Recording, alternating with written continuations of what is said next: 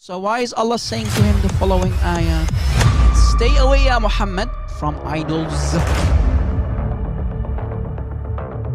You're supposed to be a follower of Jesus, and you're using words like that. Well, And it's you not my expect people to words. believe what you're saying. It's not my words. It's the words of Allah. Are you embarrassed of Allah?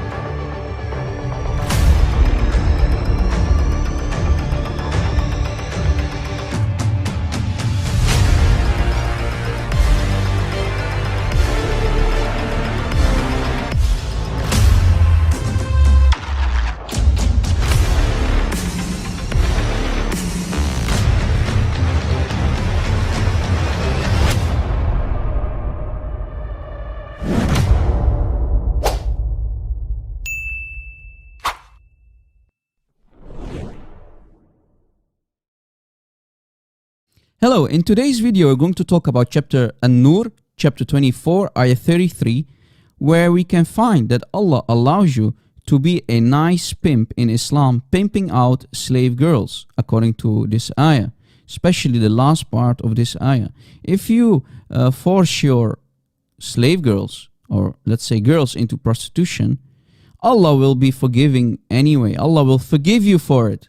And you will hear Farid Response, a known Muslim YouTuber who is having a room on an app called Clubhouse, talking about it with his fellow Muslim brothers who actually among themselves believe that it's okay to be a pimp anyway. Allah will forgive you if pimp out girls anyway. Can you imagine? So let's see what happened during that conversation, all right? And you will understand how evil the book of Muhammad and Allah is. And you really need to stay away from Islam, right? And in the end, you'll even hear how Farid Response cannot wait to close the room ASAP, immediately, because he starts to feel the heat. He's afraid that someone might report his room on Clubhouse to the authorities because it's such an evil book. It's such an evil topic that we can find in the Quran, who Muslims claim that it's a divine book from God. Well, that means Allah, your fake God, Allah, is a nice pimp and Muhammad is his messenger. Let's hear what happened during that conversation. Please try not to get disgusted. Yeah, what I see from that verse is that you can be a pimp. Yeah, exactly. So Allah, that's funny. What the verse is saying: do not force your slave women into prostitution, so that you might gain something out of it, some worldly gain. But if you do so, if you force them, then after that, Allah is forgiving, most merciful. I would ask you, brother Habib, if you're interested in answering, why would God be forgiving to those people? Why would God be forgiven right now in this particular scenario? Like the guy is forcing the girl to do fornication, to prostitute herself for money, basically, like a pimp brother has said. So what's your thought on this? Why is it Yeah, permissible? Why is it even forgiven? yeah. 24:33. It's Okay. 24:33. So it says, let those who find not the wherewithal for marriage keep themselves chaste until Allah gives them means out of His grace. Okay, I'm just going to jump to the main point of the verse, what we're referring to. But force not your maids to prostitution when they desire chastity. So it says fatayatikum for maids here. It would mean slave women, even though technically you could read fatayatikum to mean girls in general. But I'm sure from the context we'll all agree that it's referring to slave women and not daughters, right? I'm hoping. Wallahu alam. But force not your maids to prostitution when they desire chastity, in order that ye may make a gain in the goods of this life. But if anyone compels them, yet after such compulsion is Allah oft forgiving, most merciful. Okay, so basically it's saying that don't force your girls, meaning slave girls. I mean, that's the apparent meaning of the verse. We can disagree if you guys would like to disagree.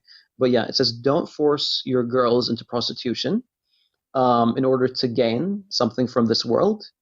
And if one forces them after that, then Allah is forgiving. So that's the verse. Abdul Bar, would you like to share your thoughts on on the verse itself? Yes, so from that verse, the apparent meaning of the verse that you read, Brother Khalil, is hold on. Yeah, if I the what I see from that verse is that you can be a pimp. Yeah, exactly. So Allah, that's funny. What the verse is saying, do not force your slave women into prostitution so that you might gain something out of it, some worldly gain. But if you do so, if you force them, then after that, Allah is forgiving, most merciful. I would ask you, Brother Habib, if you're interested in answering, why would God be forgiving to those people? Why would God be forgiving right now in this particular scenario? Like the guy is forcing the girl to do fornication, to prostitute herself for Right. money, basically, like a pimp, brother has said. So, what's your thoughts on this? Why is it Yeah, permissible? Why is it even forgiven? yeah, I would have to look at the Jessive mood, where it would seem that this should be, if you did, like in regards to, not if you will or in the future, this is something you're going to continue to do, but if you did, uh, then Allah is forgiving. This is something, I don't think this is like speaking of like an ongoing thing, like Allah got you, don't worry. What was that? Allah got you? What's this? What's the surah and ayat again, please? This is Sorry, do you have the surah? 24:33. Yep. It doesn't seem to be speaking about past tense. well, it says there's a Jessive mood. Gives you What's this? Can you tell us what this means in Arabic? Jessive mood. right. Give me a second. Brother, I'm just a student, so I'm not on the level of you guys, but there are things that I do notice. And in that specific verse, it's saying it is a Jessive mood. Then this also allows it to say did, do, have not, did not, or do not, have not, or did not. So this is basically in these examples, it could say do, have, or did. So this could be if you did opposed to if you do. May I come in 1 second? Yeah. Go ahead, bro. Go Am I ahead. the only one? Okay, go ahead. And again, just again reading on where it goes and to dig into it. But when I've read this a number of times, and you look into it, and again, I'll have to get into the Arabic, and so don't go jumping on me. I don't want wolf pack back. We've had a good day today, so let's not bring out a wolf pack. But when I read this, and I try and read it over and over, isn't it that if you're compelled to do it, isn't it talking about the person to whom is being prostituted? That if she is forced or compelled to do so, not so much as Ak would call it, the pimp. We're talking about the one who desires chastity. That if you're compelled to do so, Allah will forgive her for such actions. Not so much, doesn't really even talk about the one using the one for prostitution. If I read that over and over and what I'm getting for it, I could be off, but is it talking about the one who's being prostituted, not the one who's prostituting her? I mean, like, for example, in certain parts of Nigeria, marrying off your daughter is an essential part of surviving life, right? So sometimes you might You might basically prostitute your daughters so your family can survive, right? And it's about and what I can read from this verse, what is denoted here from the Arabic is basically that if that happens, then there is forgiveness, and I find that beautiful. Okay, okay. Abdul Bar, would you like to share your thoughts on your understanding of the verse? On my real understanding of the verse, or the apparent meaning that you could get from the verse if you're a Your real Quranic? understanding before this room gets closed and we all get reported.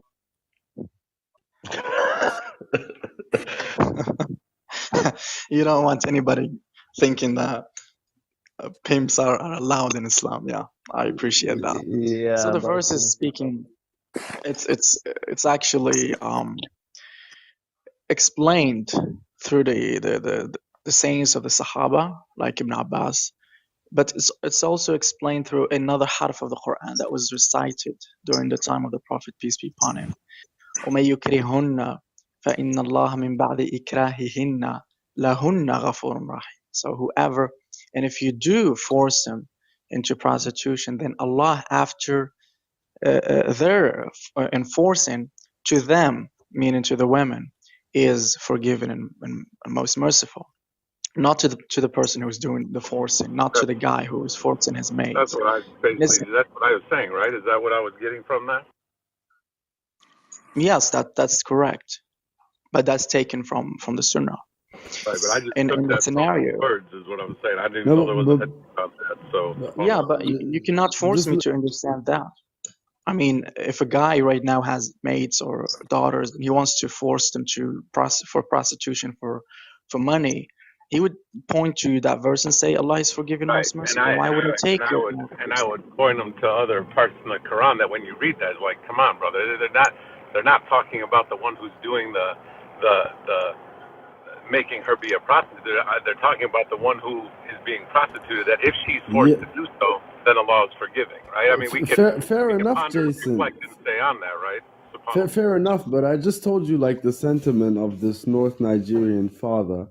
And now, if he was a Quran only, just as you, there would be absolutely nothing wrong with him understanding that verse that way. There would be nothing. The Arabic Allah, wouldn't denote anything else. and that goes to the very beginning of this room when I said Allah is the one to guide. If Allah wants to guide, and someone wants to come with some stuff like that already with preconceived stuff in their head, then Allah will guide them to whatever He wants to see. Just like we can read an ayat, and you guys are sent to hadith and outside So, books, and we stay in brother, them to that, right? It's kind of the same thing. But but if then somebody came up with that interpretation, would you think that's guidance from God? I don't really get it, because if a guy But understands from Allah a knows. verse that, Right. My let me point was finish. Allah knows best, right? but real quick, then we came to that thing that No, you go have ahead no and finish. criteria. Jason, then we came to the conclusion that you have no criteria whatsoever to determine whose interpretation is the correct one. You have no criteria, so it's subjective. Because you can't. How are you gonna prove that this guy is guided by Allah and that guy is guided by Allah? How are you gonna prove it? You got any falsification? Yeah, But that's the thing. then go back to 733 immoralities, right? What is sin? Immoralities. You think it's moral and it's not an immorality to be Yeah, but Jason, someone this is else? the I thing. mean, Like, what I described to you is the situation that's reality in a part of North Nigeria, right? So this is their culture. So just because you are fortunate enough or unfortunate enough from their perspective to be part of a culture which would never infer such a meaning, which would always go to, oh, the person is being forced.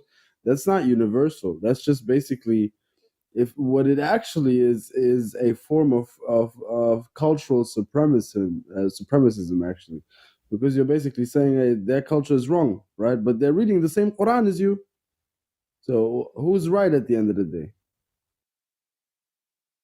You will find out on Judgment Day. That's what he said before. But in this world, you subhanAllah, have no run to that which is good, and Allah will bring you all together, inshallah. I know it's cultural. You're bringing cultural, and then you're bringing Quran. If you bring this Quran into that culture and they read it, What was the culture? What was the cultural act that he was speaking of?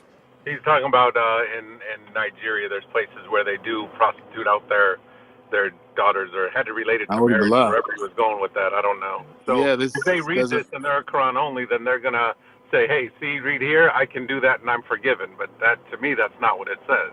Yeah, so just simply reading the Quran in context of the Quran, it doesn't allow these type of behaviors. It doesn't allow it. You can't Yeah, have but sex. this It's a verse, forbidden.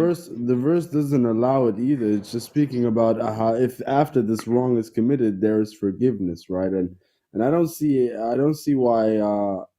why you disagree with this. I mean, this is what the verse is saying in But Arabic. Brother, forgiveness there's other to the one verses. who's This is prostituted, not the one who's doing the No, I handing mean out. that's not what the Arabic is. I mean, you know, but there's it other didn't have ayats that are clear. with Akhi Abdul Bar. What he just gave you was a qat'i dalil that it is this way, right? So this is he basically gave you Quran as a qat'i dalil, a qira'ah which you don't accept, but he nevertheless gave it to you.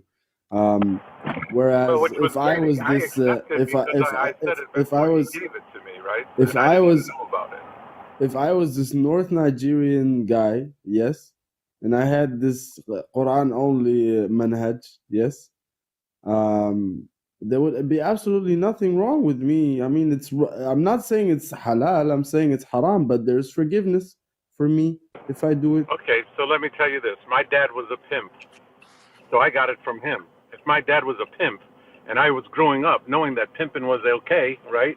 And then it was there, but yet it's reached me, and I read this book, and I see that I don't see that as forgiveness for my father.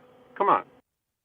So whether Yeah, you're but Nigerian it's or talking about American, I don't. Jason, You're using these what if the games. Now these what if in scenarios that we go with, like, wife sending someone to the store and then reiterates and doesn't say two things, and then a Nigerian president. Wallahi, Jason, You get scenarios it's that not are about weird. what if. It's just about that this is these people exist. This culture exists. I If believe we go that if there and you if go we to preach the Nigeria, doctrine, if we Folks, preach the folks, excuse me, guys, excuse me. It was a pleasure having you guys all here. I'm going to have to shut the room down. yeah, if I the what I see from that verse is that you can be a pimp. Yeah, exactly. So I mean, if it's not enough to be a pimp in Islam, according to Allah, you also can find the following information that according to the book of Allah, the Quran, in chapter 56, ayah 37, Allah, according to chapter 56, ayah 37, is calling Muslim women bunch of whores who are going to go to his brothel, I mean his Jannah, which is nothing but a sexual fantasy for Muslim men, deflowering Muslim women who are nothing but whores. And we can find this very information in the book of Jalal ad-Din al-Suyuti, in his book called Shaqaq al-Atraj fi Raqaq al-Ghunj, for chapter 56, ayah 37. Jalal ad-Din al-Suyuti explains what the uruban atraba is in the Quran. And we see that the scholars of the Arabic language and the Mufassirun, that the word uruban means a whore, qahba.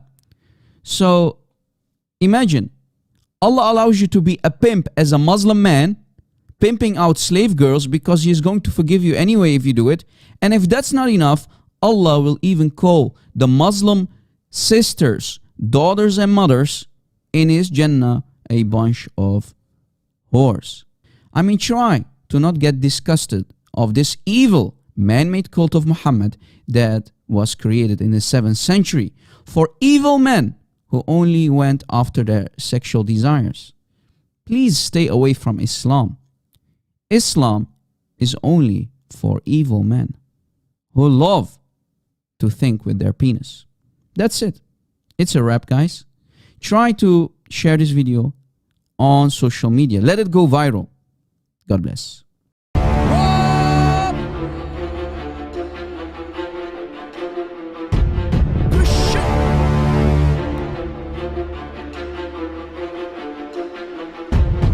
Backup channel, please subscribe.